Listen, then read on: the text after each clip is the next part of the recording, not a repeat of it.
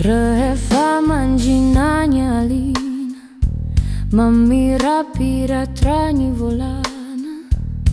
Ny foko miantso anao, fa ianao no nofinofiko isan'andro.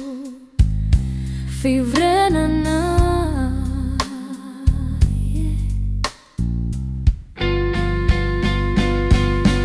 eu anilanao no tiako eu, nao avy nao lasa ny fotoana.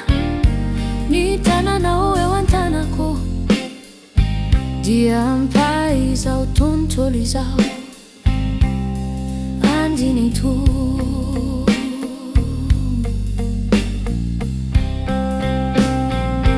Ny masonao mampitony ahy, toy ny rivotra malefaka. Ny tsikinao no heriko, mampahery ahy tsy ho kivy.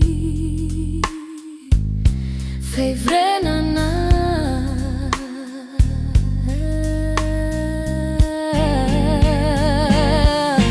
eu anilanao tiako eu, nao avy nao lasa ny fotoana. Ny tananao eo an-tanako, dia ampy izao tontolo izao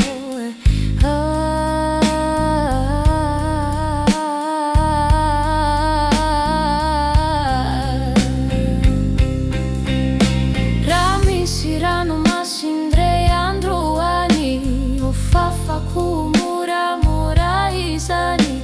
Fa ny fitiavantsika tsy ho resy, tsy ho levona. Fivrenana farany, eu anilanao mandrakizay, notorana tiako itoerana. Fitiavana tsy manam-pataperana, izaho sy anao mandrakizay.